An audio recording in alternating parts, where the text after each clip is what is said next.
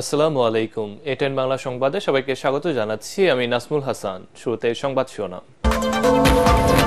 নতুন বছরে নির্বাচনী রোডম্যাপ চূড়ান্তে অগ্রাধিকার দেবে সরকার, কোনো দল নিষিদ্ধের পরিকল্পনা নেই। শিক্ষার্থীদের বেঁধে দেওয়া সময়ের মধ্যে বিপ্লবের ঘোষণাপত্র, রিজওয়ানা হাসান। গণতন্ত্রকামী জনগণকে নির্বাচনের মানসিক প্রস্তুতি নেওয়ার আহ্বান তারেক রহমানের। সংস্কার ও নির্বাচনী বিষয়ে অগ্রাধিকার নির্ধারণ করতে না পারলে সুযোগ নিতে পারে পরাজিত শক্তি। জুলাই গণ অভ্যুত্থানে আহতদের চিকিৎসার হেলথ কার্ড উদ্বোধন করলেন প্রধান উপদেষ্টা। দেশের সব সরকারি হাসপাতালে বিনামূল্যে চিকিৎসা নিতে পারবেন যোদ্ধারা।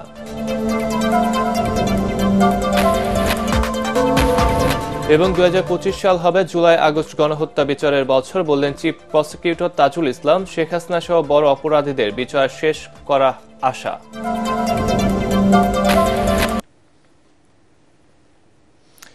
শুনছিলেন সংবাদ শিরোনাম, এবার বিস্তারিত। নতুন বছরে নির্বাচনের রোডম্যাপ তৈরিতে অগ্রাধিকার দিচ্ছে সরকার। এই নির্বাচনে আওয়ামী লীগ বা কোনো রাজনৈতিক দলকে নিষিদ্ধ করার কোনো পরিকল্পনা নেই সরকারের। সচিবালয়ে এসব তথ্য জানায় পরিবেশ উপদেষ্টা সৈয়দা রিজওয়ানা হাসান। তিনি বলেন, ভারত থেকে শেখ হাসিনাকে ফিরিয়ে এনে বিচার শুরুর সর্বোচ্চ চেষ্টা চলছে। উপদেষ্টা আরও বলেন, শিক্ষার্থীদের দাবি প্রেক্ষিতে 15 জানুয়ারির মধ্যে জুলাই বিপ্লবের ঘোষণাপত্র প্রকাশ করা হবে। রিপোর্টে জানাচ্ছেন মাহবুব কবির চপল। অন্তর্বর্তী সরকারের মেয়াদ যত যাচ্ছে ততই বাড়ছে নির্বাচনের চাপ। যদিও প্রধান উপদেষ্টা জানিয়েছেন 2026-এর মধ্যবর্তী সময়ের আগেই নির্বাচন হবে, সে অনুযায়ী রোডম্যাপ চূড়ান্ত করার কাজ চলছে বলে জানালেন পরিবেশ উপদেষ্টা সৈয়দা রিজওয়ানা হাসান। নতুন বছরে অন্তর্বর্তীকালীন সরকারের প্রাধান্য তো অবশ্যই হবে বিচার নিশ্চিত করা এই জুলাই আগস্টে হত্যাকাণ্ড এবং যে বর্বরতা চলেছে তার। দ্বিতীয় হচ্ছে যে সমস্ত সংস্কার করার প্রস্তাবনাগুলো আসবে সেগুলোর ব্যাপারে রাজনৈতিক মতৈক্য গড়ে সেই সংস্কারগুলো করা, নির্বাচনের একটা ক্লিয়ার রোডম্যাপ ডেভেলপ করা। বিএনপির থেকে আমাদের সাথে যখন কথা বলা হয় তারা এই কথাটা বলেননি যে সংস্কারের প্রয়োজন নেই, তারা এই কথাটা বলেছেন যে সংস্কারের প্রয়োজন আছে এবং তারা সংস্কারের ক্ষেত্রে নিজেরাও তো মতামত দিচ্ছেন। আগামী জাতীয় সংসদ নির্বাচনে আওয়ামী লীগ অংশ নিতে পারবে কিনা তা নিয়ে আছে নানা আলোচনা। তবে সরকার কোনো দলকে বাধা দেবে না বলে জানান উপদেষ্টা। যে কোনো সিদ্ধান্ত নিতে পারবে নির্বাচন কমিশন। কথা বলেন শেখ হাসিনাকে ভারত থেকে ফিরিয়ে আনার বিষয়েও। এখনো পর্যন্ত তো সরকার এই ব্যাপারে কোনো মতামত জানায়নি, কোনো অবস্থান নেয়নি যে আওয়ামী লীগকে আমরা নিষিদ্ধ করব। কোন দল নির্বাচন করবে না করবে এই প্রশ্নগুলোর উত্তর আসলে নির্বাচন কমিশনই দেবে। আইনি প্রক্রিয়ার অংশ হিসাবে শেখ হাসিনাকে ফেরত চাওয়ার চিঠি পাঠানো হয়েছে। আমরা চাইব উপস্থিতিতে বিচার করতে। যদি উপস্থিতিতে বিচার না হয় তাহলে যেভাবে করে বিচার প্রক্রিয়া করতে হয় সেভাবেই করব। জুলাই বিপ্লবের ঘোষণাপত্র বা প্রক্লেমেশন দেওয়ার জন্য শিক্ষার্থীরা যে আলটিমেটাম দিয়েছে তা গুরুত্বের সাথে নিয়েছে সরকার। 15 জানুয়ারির মধ্যেই চূড়ান্ত হতে পারে বলে জানান সৈয়দা রিজওয়ানা হাসান। তারা যারা সময় বেঁধে দিয়েছে তারা তো প্রক্লেমেশনের জন্য আসলে নিজেরা প্রস্তুতি ছিল। সকলের সাথে কথা বলার প্রক্রিয়াটা শুরু হয়েছে, এখন হয়তো ড্রাফটিং এর প্রক্রিয়ায় আমরা যাব। 14 দিনের মধ্যে আমরা অবশ্যই বিষয়টা ইতিবাচকভাবে দেখব, এটা অসম্ভব কোনো কিছু। পরিবেশ উপদেষ্টা বলেন, সচিবালয়ের আগুনে কোনো ষড়যন্ত্র বা নাশকতা নেই বলে তদন্ত কমিটি যে রিপোর্ট দিয়েছে তাতে আস্থা রাখছে সরকার। ভরসা না করার কোনো কারণ আছে বলে আমরা মনে করছি না। মাহবুব কবির চপল, এটিএন বাংলা, ঢাকা। গণতন্ত্রকামী জনগণকে নির্বাচনের মানসিক প্রস্তুতি নেওয়ার আহ্বান জানিয়েছেন বিএনপির ভারপ্রাপ্ত চেয়ারম্যান তারেক রহমান। তার আশঙ্কা, সংস্কার ও নির্বাচন বিষয়ে অগ্রাধিকার নির্ধারণ করতে না পারলে গণ আন্দোলনে পরাজিত শক্তি সুযোগ নিতে পারে। জাতীয়তাবাদী ছাত্রদলের প্রতিষ্ঠা বার্ষিকীর আলোচনা সভায় তারেক রহমান বলেন, জনসমর্থন নেই, জনরায়কে ভয় পায় এমন ব্যক্তিরাই নির্বাচন নিয়ে নানা বিভ্রান্তি সৃষ্টি করছে। বিএনপির ভারপ্রাপ্ত চেয়ারম্যান আরও বলেন, গ্রহণ ও বর্জনের সিদ্ধান্ত নেবে জনগণই, তাই নতুন রাজনৈতিক দলের উত্থান নিয়ে বিচলিত হওয়ার কারণ নেই। বিস্তারিত জানাচ্ছেন কামরুজ্জামান রাজীব। ১.৫ দশক পর আনন্দ ঘন উৎসব মুখর পরিবেশে দলের প্রতিষ্ঠাবার্ষিকী পালন করছে জাতীয়তাবাদী ছাত্রদল। সাবেক ও বর্তমান নেতৃবৃন্দের উপস্থিতিতে মিলন মেলায় পরিণত হয় রাজধানীর ইঞ্জিনিয়ার ইনস্টিটিউশন মিলনায়তন। সেদিন ভূমিকা রেখেছিলেন স্বৈরাচার বিরোধী আন্দোলনে। এতে ছাত্র নেতাদের সতর্ক করে দিয়ে মহাসচিব মির্জা ফখরুল ইসলাম আলমগীর বলেন, নির্বাচন আর সংস্কার ইস্যুকে সামনে এনে দেশে বিদেশে নতুন ষড়যন্ত্র শুরু হয়েছে। সংস্কার হচ্ছে আমাদের বিএনপির সবসময়, আমরা বিশ্বাস করি যে একটা চলমান প্রক্রিয়া, মানুষের প্রয়োজনের সঙ্গে সঙ্গে সমাজের প্রয়োজনের সঙ্গে সঙ্গে সংস্কার আনতে হবে। কিন্তু তাই বলে সংস্কারের নাম করে আমরা এমন কিছু হতে দিতে পারি না যেটা আমার গণতন্ত্রকে বিঘ্নিত করবে। ভার্চুয়ালি প্রধান অতিথির বক্তব্যের শুরুতেই দেশবাসীকে নতুন বছরের শুভেচ্ছা জানিয়ে বিএনপির ভারপ্রাপ্ত চেয়ারম্যান বলেন, হঠকারী কোনো সিদ্ধান্ত বা পদক্ষেপের কারণে যাতে ছাত্র জনতার গণ অভ্যুত্থানের অর্জন বিনষ্ট না হয় সে বিষয়ে সবাইকে সতর্ক থাকতে হবে। আমাদের সকলকে খেয়াল রাখতে হবে কোনো হঠকারী সিদ্ধান্তের কারণে যাতে গণ অভ্যুত্থানের আকাঙ্ক্ষা বিনষ্ট হবার পরিস্থিতি সৃষ্টি না হয়। লোভ বা লাভের ঊর্ধ্বে উঠে ভবিষ্যৎ প্রজন্মের জন্য একটি নিরাপদ এবং স্বাবলম্বী বাংলাদেশ গড়তে বিশেষ করে ছাত্র ও তরুণদের ভূমিকা অপরিসীম। নির্বাচন ও সংস্কার ইস্যুতে আবারও দলের অবস্থান স্পষ্ট করেন তারেক রহমান। কোনো মহল থেকে সংস্কার নাকি নির্বাচন এ ধরনের জিজ্ঞাসাকে বিএনপি, বাংলাদেশ জাতীয়তাবাদী দল তথা দেশপ্রেমিক সকল মানুষ, সকল রাজনৈতিক দল স্রেফ অসৎ উদ্দেশ্য প্রণীত কূট তর্ক বলেই বিবেচনা করে। ছাত্র নাগরিকদের ব্যানারে নতুন রাজনৈতিক দলের আত্মপ্রকাশের গুঞ্জনে বিচলিত হওয়ার কারণ নেই জানিয়ে বিএনপির ভারপ্রাপ্ত চেয়ারম্যান বলেন, গ্রহণ ও বর্জনের সিদ্ধান্ত নেবে জনগণ। রাষ্ট্র ও রাজনীতির প্রয়োজনে বিএনপি সকল গণতান্ত্রিক উদ্যোগকে স্বাগত জানায়। জনগণ কোনো রাজনৈতিক দলকে গ্রহণ করবে কিংবা বর্জন করবে, নির্বাচনের মাধ্যমে সেই রায় দেবে জনগণের আদালত। অন্তর্বর্তী সরকারের প্রতি প্রশ্ন রেখে তারেক রহমান বলেন, মিথ্যা মামলা কাঁধে নিয়ে এখনো কেন বিএনপি নেতাকর্মীদের আদালতের বারান্দায় ঘুরতে হয়। কামরুজ্জামান রাজীব, এটিএন বাংলা, ঢাকা। জুলাই গণ অভ্যুত্থানে আহত যোদ্ধাদের জন্য বিনামূল্যে চিকিৎসা সেবা নিশ্চিতে দেশের সরকারি হাসপাতালগুলোতে হেলথ কার্ড বিতরণ কার্যক্রমের উদ্বোধন করেছেন প্রধান উপদেষ্টা ডক্টর মোহাম্মদ ইউনূস। সন্ধ্যায় রাষ্ট্রীয় অতিথি ভবন যমুনায় আহত 2 শিক্ষার্থীর হাতে হেলথ কার্ড তুলে দিয়ে এ কার্যক্রমের উদ্বোধন করেন তিনি। গণ অভ্যুত্থানের এই 2 যোদ্ধা হলেন নরসিংদী ইউনাইটেড কলেজের শিক্ষার্থী ইফাত হোসেন ও ঢাকা বিশ্ববিদ্যালয়ের দুর্যোগ ব্যবস্থাপনা বিভাগের শিক্ষার্থী ইসরাত জাহান ইমু। গত বছরের 19 জুলাই আন্দোলনের সময় নরসিংদীতে পুলিশের গুলিতে 2 চোখে দৃষ্টি হারান ইফাত হোসেন। অন্যদিকে 15 জুলাই ঢাকা বিশ্ববিদ্যালয় এলাকায় ছাত্রলীগের হামলায় গুরুতর আহত হন ইসরাত। এ সময় তাদের সাথে কথা বলে চিকিৎসা সহ নানা বিষয়ে খোঁজ নেন প্রধান উপদেষ্টা। তিনি বলেন, জুলাই আহত যোদ্ধাদের চিকিৎসা সেবা নিশ্চিত করা রাষ্ট্রের দায়িত্ব। এই হেলথ কার্ডের মাধ্যমে যে কোনো সময় দেশের যে কোনো সরকারি হাসপাতালে চিকিৎসা নিতে পারবেন কার্ডধারীরা। স্বাস্থ্য মন্ত্রণালয় জানায়, গণ অভ্যুত্থানে আহতদের মাঝে প্রতি সপ্তাহে নির্দিষ্ট জেলায় হেলথ কার্ড বিতরণ করা হবে। অনুষ্ঠানে স্বাস্থ্য উপদেষ্টা নূরজাহান বেগম, তথ্য উপদেষ্টা নাহিদ ইসলাম, জুলাই শহীদ স্মৃতি ফাউন্ডেশনের প্রধান নির্বাহী মীর মাহবুবুর রহমান স্নিগ্ধ ও সম্পাদক সার্জিস আলম সহ সংশ্লিষ্টরা উপস্থিত ছিলেন। 2025 সাল জুলাই আগস্ট গণহত্যার বিচারের বছর হবে বলে জানিয়েছেন আন্তর্জাতিক অপরাধ ট্রাইব্যুনালের চিফ প্রসিকিউটর তাজুল ইসলাম। তিনি বলেন, এবছর হবে সাবেক প্রধানমন্ত্রী শেখ হাসিনা ও আওয়ামী লীগ নেতাদের মানবতা বিরোধী অপরাধের বিচারের বছর। ট্রাইব্যুনালে নতুন বছরের শুভেচ্ছা বিনিময় শেষে গণমাধ্যমকে তিনি এসব কথা বলেন। আরো জানাচ্ছেন হুমায়ুন চিস্তি। জবাব দিবেন এবং সেটাকে কিভাবে। নতুন বছরের শুভেচ্ছা বিনিময় করে চিফ প্রসিকিউটর তাজুল ইসলাম বলেন, একটি রক্তাক্ত বিপ্লবের মধ্য দিয়ে দেশে নতুন সূর্যোদয় হয়েছে। দীর্ঘ 15 বছরের স্বৈরশাসনের পর এবার স্বৈরাচার মুক্ত একটি বছর শুরু হলো। তিনি বলেন, বিগত 16 বছরে আওয়ামী লীগের সকল অপকর্মের বিচার হবে। 2025 সালের মধ্যে শেখ হাসিনা সহ বড় অপরাধীদের বিচার শেষ করার আশা প্রকাশ করেন তিনি। সবাই চান গত 16 বছর ধরে বাংলাদেশে যে সমস্ত মানবতা বিরোধী অপরাধ হয়েছে, গণহত্যা হয়েছে, জুলুম নির্যাতন নিপীড়ন হয়েছে, সেগুলোর সঠিক এবং সুষ্ঠু একটা বিচার সমাপ্ত করা। তদন্ত কার্য চলমান আছে। এই তদন্ত কার্য সমাপ্ত হওয়ার সাথে বিচার প্রক্রিয়া শুরু এবং শেষ হওয়ার একটা সম্পর্ক আছে। 2025 সাল হবে এই সমস্ত ঘৃণ্য যারা অপরাধ করেছে সেই অপরাধীদের বিচারের বছর, এবং আমরা চেষ্টা করব 2025 সালের মধ্যে এই বিচার প্রক্রিয়াগুলোর একটা শুভ সমাপ্তি ঘটানোর জন্য। তাজুল ইসলাম বলেন, ট্রাইব্যুনালের মূল ভবনের সংস্কার কাজ শেষ, শিগগিরই উদ্বোধন করবেন প্রধান বিচারপতি সৈয়দ রেফাত আহমেদ। আমরা মাননীয় প্রধান বিচারপতির কাছে গিয়েছিলাম যে তিনি যদি এখানে এসে একদিন সময় দেন আমাদের এটা উদ্বোধন করার জন্য আনুষ্ঠানিকভাবে, সেই ব্যাপারে উনি ইতিবাচক সাড়া দিয়েছেন। ওনার সম্মতি পাওয়া মাত্রই অর্থাৎ আগামী কয়েকদিনের মধ্যেই এখানে আমরা আনুষ্ঠানিকভাবে উঠে যাব এবং পরবর্তী যে বিচারিক প্রক্রিয়াগুলো সেটা এই আদালত ভবনেই নতুন করে চলতে শুরু করবে ইনশাআল্লাহ। সাবেক প্রধানমন্ত্রী শেখ হাসিনাকে ফিরিয়ে আনা প্রসঙ্গে চিফ প্রসিকিউটর বলেন, তাকে ফিরিয়ে আনা রাষ্ট্রীয় সিদ্ধান্ত।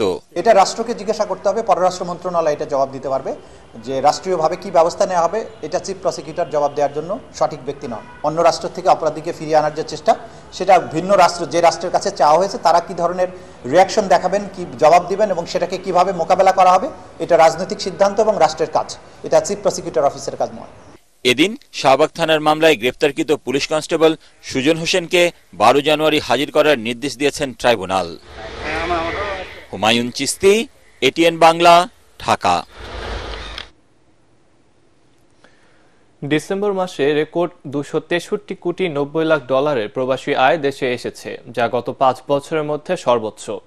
বাংলাদেশ ব্যাংকের হিসেবে গত মাসে প্রতিদিন গড়ে দেশে আসে 8 কোটি 51 লাখ ডলার প্রবাসী আয়। বাংলাদেশ ব্যাংকের হালনাগাদ প্রতিবেদন থেকে এসব তথ্য জানা গেছে। এতে বলা হয়, গত বছরে একই সময়ে দেশে এসেছিল 199 কোটি 10 লাখ ডলার, অক্টোবরে 239 কোটি 50 লাখ 80, আর নভেম্বর এসেছে 219 কোটি 95 লাখ 10 হাজার মার্কিন ডলার রেমিটেন্স। নতুন বছরে শহীদ পরিবারের পাশাপাশি আহতদের নিয়ে কাজ করাকে বেশি গুরুত্ব দেবে জুলাই শহীদ স্মৃতি ফাউন্ডেশন। বছরের প্রথম দিন ব্রিফিংয়ে ফাউন্ডেশনের সাধারণ সম্পাদক সার্জিস আলম 2024 সালের 31 ডিসেম্বর পর্যন্ত সকল কার্যক্রম ও হিসাবের তথ্য গণমাধ্যমের সামনে তুলে ধরেন। এ সময় তিনি বলেন, এখন পর্যন্ত 2229 জনের পাশে দাঁড়িয়েছে জুলাই শহীদ স্মৃতি ফাউন্ডেশন। আরও জানাচ্ছেন মাজহারুল হক মুহাজ্জির। 2024-এর 17 সেপ্টেম্বর জুলাই অভ্যুত্থানে যারা প্রাণ হারিয়েছেন তাদের স্মরণে এবং আহত পরিবারের পাশে দাঁড়াতে যাত্রা শুরু করে জুলাই শহীদ স্মৃতি ফাউন্ডেশন। প্রধান উপদেষ্টা ডক্টর মোহাম্মদ ইউনূসকে সভাপতি এবং আন্দোলনে প্রাণ হারানো মুগ্ধর ভাই মীর স্নিগ্ধকে সাধারণ সম্পাদক করে গঠন করা হয় সম্পূর্ণ অরাজনৈতিক ও স্বেচ্ছাসেবী এই ফাউন্ডেশন। পরবর্তীতে সেখানে যুক্ত হয় বৈষম্য বিরোধী ছাত্র আন্দোলনের অন্যতম সমন্বয়ক সার্জিস আলম। ফাউন্ডেশনের সাধারণ সম্পাদক হিসেবে দায়িত্ব। যাত্রা শুরুর পর থেকে গত 31 ডিসেম্বর পর্যন্ত নেয়া সব কার্যক্রম, আয় ও খরচের খতিয়ান গণমাধ্যমের সামনে তুলে ধরেন স্নিগ্ধ, সার্জিস। এখন পর্যন্ত আমাদের ব্যাংক অ্যাকাউন্টে আমরা টাকা রিসিভ করেছি 109 কোটি 20 লক্ষ 23 হাজার 5 টাকা, এবং আমরা এখন পর্যন্ত টাকা ডিসবার্সমেন্ট অর্থাৎ টাকা খরচ করতে পেরেছি 47 কোটি 32 লক্ষ 32 হাজার 729 টাকা। আমরা এখন পর্যন্ত সর্বমোট 2229 জন পরিবারকে সাহায্য করতে পেরেছি। এখন পর্যন্ত 826 জন শহীদের মধ্যে 628 পরিবার ও আহত 11,306 জনের মধ্যে মাত্র 1601 জনকে আর্থিক সহায়তা দিয়েছে জুলাই শহীদ স্মৃতি ফাউন্ডেশন। আহত পরিবারদের মধ্যে কেন এত ফারাক সেই ব্যাখ্যাও দেন সার্জিস আলম। এতদিন আপনারা সংখ্যাটা শুধু দেখেন, আমাদের শহীদ পরিবারের ক্ষেত্রে 826-এর মধ্যে অলরেডি আমরা 628 জনের কাছে পৌঁছে গিয়েছি। সো এতদিন আমাদের এটা ছিল ফার্স্ট প্রায়োরিটি, কারণ আমার অনেক পরিবারে যে ভাই শহীদ হয়েছেন তার পরিবারে উনি একমাত্র উপার্জনক্ষম, আর কেউ ছিল না। এখন আমরা দুইটা নিয়ে একসাথে কাজ করেছি, কিন্তু এটা আমাদের একটু প্রায়োরিটিতে ছিল। এখন আমাদের প্রায়োরিটি থাকবে আমাদের আহত যোদ্ধারা। সামনে শহীদ পরিবার ও আহতদের কর্মসংস্থানের ব্যবস্থা, ফাস্ট ট্র্যাক চিকিৎসা সেবা দেওয়ার ব্যাপারেও কাজ করবে সংস্থাটি। শিগগিরই বিভাগীয় শহরগুলোতে জুলাই শহীদ স্মৃতি ফাউন্ডেশনের অফিস নেয়ার পরিকল্পনা রয়েছে বলেও জানান সার্জিস আলম। আমাদের এই office. Mazharul Haque Muhajir, ATN Bangla, Dhaka. University of Liberal Arts Bangladesh VC Imran রহমানের পদত্যাগ সহ 5 দফা দাবিতে 13 ঘণ্টা পর নতুন কর্মসূচি ঘোষণা করে অবস্থান কর্মসূচি প্রত্যাহার করেছে বিশ্ববিদ্যালয়টির শিক্ষার্থীরা। এ সময় বৃহস্পতিবারের মধ্যে পদত্যাগ না করলে আমরণ অনশনের হুঁশিয়ারি দেয় শিক্ষার্থীরা। এর আগে বুধবার সকাল থেকে ভিসি ও প্রো ভিসির পদত্যাগপত্র সহ 5 দফা দাবিতে নিজেদের ক্যাম্পাসে আন্দোলন শুরু করেন শিক্ষার্থীরা। পরে কোনো আশ্বাস না পেয়ে বিকাল থেকে মূল ফটকের বাইরে অবস্থান নেয় তারা। আজ দুপুর 12টার মধ্যে ভিসি ও প্রভিসি পদত্যাগ ছাড়াও ট্রাস্টি বোর্ডের সদস্যদের অবিলম্বে অপসারণ না করলে আমরণ অনশন করবে বলে জানিয়েছেন আন্দোলনকারীরা। আমার গ্রাফিটির মধ্যে লেখা ছিল 17 তারিখের বিচার চাই। আমার গ্রাফিটির মধ্যে লেখা ছিল গণতন্ত্র চর্চা হোক। তো এই গ্রাফিটিগুলো তো আসলে আমার কাছে মনে হয় কোনো কারো ব্যক্তি স্বাধীনতায় আসলে ড্যামেজে কোনো ইয়া করে। ইউনিভার্সিটির ভিসির ইমরান রহমান এবং প্রো ভিসি জুড উইলিয়াম হ্যানিলোকে অবিলম্বে পদত্যাগ করতে হবে। দুপুর 12টার মধ্যে তারা যদি পদত্যাগপত্র জমা না দেয় তাহলে আমরা শিক্ষার্থীরা আমরণ অন্বেষণ করতে বাধ্য হব। নানামুখী চ্যালেঞ্জের কারণে বছরের শুরুতে শিক্ষার্থীদের হাতে বই তুলে দিতে না পারার দুঃখ প্রকাশ করেছেন শিক্ষা উপদেষ্টা ওয়াহিদউদ্দিন মাহমুদ। বছরের প্রথম দিন প্রায় 41 কোটি বইয়ের মধ্যে 6 কোটি বই শিক্ষার্থীদের হাতে পৌঁছেছে। বাকি বই কবে নাগাদ শিক্ষার্থীরা পাবে তা নির্দিষ্ট করে বলা যাচ্ছে না বলে জানান উপদেষ্টা। অনুষ্ঠানে এনসিটিবির চেয়ারম্যান জানান, বিগত বছরগুলোতে বই উৎসবের নামে ব্যাপক দুর্নীতি ও অপচয় হয়েছে। ফজল রাব্বির রিপোর্ট।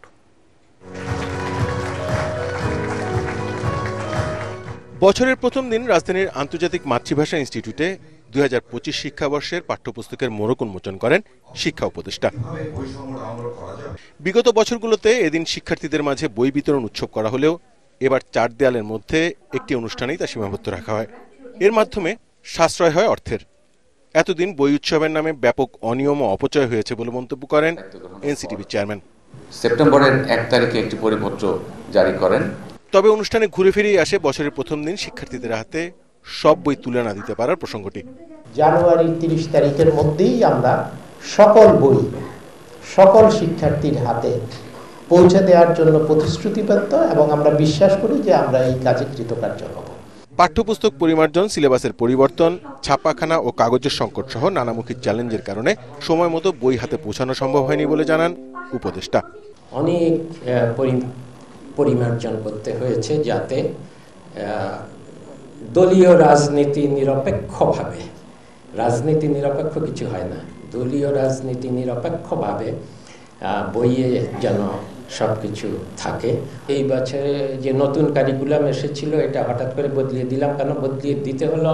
এই তাড়াহুড়ার মধ্যে, তাড়াহুড়া হয়েছে বলেই তো পাঠ্যপুস্তক ছাপানোতে দেরি হলো। এই তাড়াহুড়ার মধ্যে করতে হয়েছে যে এই নতুন পাঠ্যক্রম এটা যদি আরো 1 বছর 2 বছর চালিয়ে যেত তাহলে কিন্তু এর থেকে আর ফেরার উপায় ছিল না। এই অনুষ্ঠান থেকে সকল পাঠ্য বইয়ের অনলাইন ভার্সন উদ্বোধন করা হয়। একই সাথে 1 জানুয়ারি থেকে মাধ্যমিক ও উচ্চ মাধ্যমিক শিক্ষকদের এমপিওর টাকা, অবসর ও কল্যাণ ভাতা ইএফটির মাধ্যমে বিতরণ কার্যক্রম উদ্বোধন করেন শিক্ষা উপদেষ্টা। ফজল রাব্বি, এটিএন বাংলা, ঢাকা। নির্বাচনের আগে নতুন নতুন বয়ান দিয়ে ক্ষমতায় টিকে থাকার চেষ্টা করলে তাদেরও শেখ হাসিনার মতো পরিণতি হবে বলে মন্তব্য করেছেন বিএনপির স্থায়ী কমিটির সদস্য আমির খসরু মাহমুদ চৌধুরী। ছাত্রদলের 46তম প্রতিষ্ঠা বার্ষিকী উপলক্ষে চট্টগ্রাম নগরীর বিপ্লব উদ্যানে বর্ণাঢ্য র্যালি পূর্ব সমাবেশে তিনি একথা বলেন। এ সময় তিনি বলেন, কেউ কেউ আন্দোলন হাইজ্যাক করে নিয়ে যেতে চাচ্ছে। এই আন্দোলন 18 কোটি মানুষের। আন্দোলনের মালিকানা কেউ এককভাবে নেওয়ার চেষ্টা করলে দেশে বিভক্তি সৃষ্টি হবে বলেও মনে করেন বিএনপির এই নেতা। পরে বিপ্লব উদ্যান থেকে প্রতিষ্ঠা বার্ষিকীর বর্ণাঢ্য র্যালি বের করা হয়। কোনো দায়িত্ব নাই, আন্দোলন হাইজ্যাক করে নিয়ে যেতে চাচ্ছে। আন্দোলনকে হাইজ্যাক করার বিষয় আছে এখানে? আন্দোলনকে এমন জিনিসে হাইজ্যাক করে আপনি নিয়ে যেতে পারবেন, বাড়িতে নিয়ে যেতে পারবেন? সুতরাং বয়ান দেওয়ার আগে একটু চিন্তা করে দেখবেন।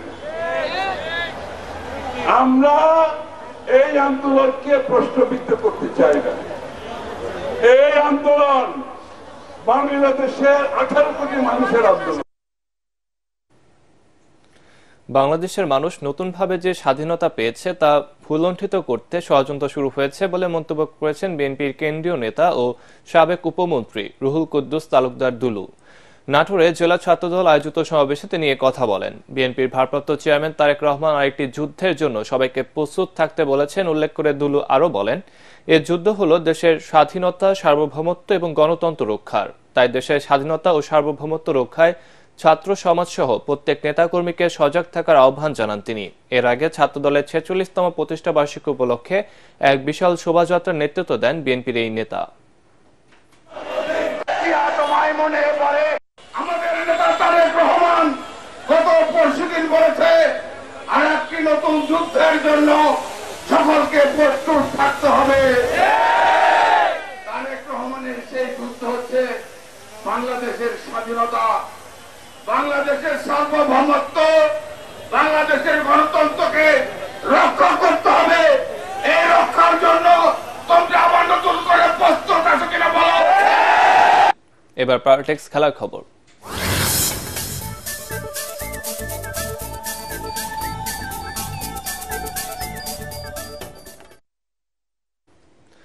বিসিবি সভাপতি ফারুক আহমেদের নির্দেশে বদলে গেছে মিরপুরের উইকেট। বছরের শুরুর দিন ক্রিকেট নিয়ে নিজের পরিকল্পনা তুলে ধরতে গিয়ে বোর্ড সভাপতি বলেন, ফ্রাঞ্চাইজি এই টুর্নামেন্টকে সত্যিকারের লিগ বানাতে চান তিনি।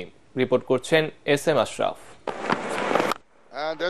মিরপুরের উইকেটে লো স্কোরিং ম্যাচ দেখতে দেখতে বিরক্ত দর্শকরা এবার অবলোকন করছেন ভিন্ন চিত্র। বিপিএলে শেষ হওয়া 4 ম্যাচের 4টিতে দলীয় স্কোর পার হয়েছে কমপক্ষে 190। তাতে দর্শকরা সত্যিকার অর্থেই 4 ছক্কা দেখার উন্মাদনায় মাততে পারছেন। বোর্ড সভাপতি জানালেন বদলে যাওয়া উইকেটের কারণ। আমি চিন্তা করেছি যে এবার উইকেটটা আমরা দেখতে চাই মানে ভালো ব্যাটিং উইকেট, আবার এমন না যে বাউন্সও আছে কিন্তু উইকেটে। সো এই ধরনের উইকেট আসলে খেলা প্রয়োজন, তাতে করে আপনার বোলারও শিখবে কিভাবে ভালো ব্যাটিং উইকেটে বল করা যায়, দুজনের জন্য সুবিধা। সো ইনস্ট্রাকশন ছিল যে আমরা ভালো ব্যাটিং উইকেটে খেলতে চাই। টিকিট নিয়ে ভবিষ্যতে দর্শকদের বিড়ম্বনা কমাতে পদক্ষেপ নেওয়ার কথাও জানান বিসিবি সভাপতি। আপনি টিকিটটা ক্লিক করবেন, কিনবেন একটা গেটওয়ে দিয়ে, একটা পার্টিকুলার আমাদের ক্রিকেট বোর্ডের একটা অ্যাকাউন্ট আছে, টিকিট কালেকশন অ্যাকাউন্ট, ওই কালেকশনের টাকাটা চলে যাবে। এখানে কিন্তু আমার বোর্ডের লোকের কারো এখানে কোনো কিছু টাচ করার কিছু নাই। এইটাকে নকল করা literally impossible. I am sure তারা আবার চেষ্টা করবে এটাকে আরো ইমপ্রুভ করার। এ সময় নতুন বছরে মেয়েদের সুযোগ সুবিধা আরো বাড়ানোর পরিকল্পনার কথাও তুলে ধরেন Faruk Ahmed. Bangladesh premier league. SM Ashraf, ATN Bangla, Dhaka. দর্শক, শেষ করার আগে সংবাদ শিরোনাম আরেকবার।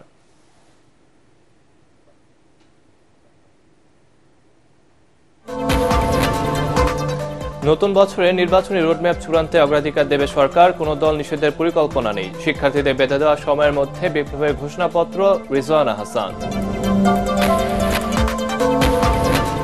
গণতন্ত্রকামী জনগণকে নির্বাচনে মানসিক প্রস্তুতি নেওয়ার আহ্বান তারেক রহমানের। সংস্কার ও নির্বাচন বিষয়ে অগ্রাধিকার নির্ধারণ করতে না পারলে সুযোগ নিতে পারে পরাজিত শক্তি।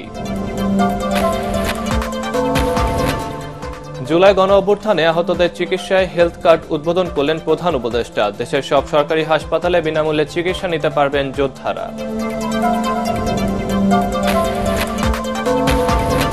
এবং 2025 সাল হবে জুলাই আগস্ট গণহত্যার বিচারের বছর, বললেন চিফ প্রসিকিউটর তাজুল ইসলাম। শেখ হাসিনা সহ বড় অপরাধীদের বিচার শেষ করার আশা।